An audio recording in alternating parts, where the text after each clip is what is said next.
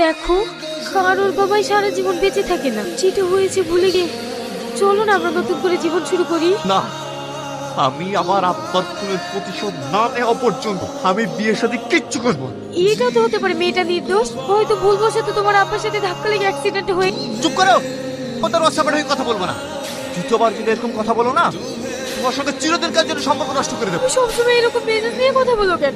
বলবো না, কারণ বাপটা আমার মরেছে, তোমার না। এই বাবা মরে যে কতটা যন্ত্রণা সেটা আমি বুঝে আমি, তাই আমাকে ডিসাইড করতে দাও আমি কি করবো আর করবো। এই রনি, মেয়েটা এবার ধরা পড়ে যাবে। সিসিটিভি ফুটেজ পাওয়া গেছে, তাড়াতাড়ি চল। ঠিক আছে চল। কি বাবা তুমি বসে কেন, চলো। টাইম কটা ছিল? সকাল 7 থেকে 8টা। কোথায় যাচ্ছ?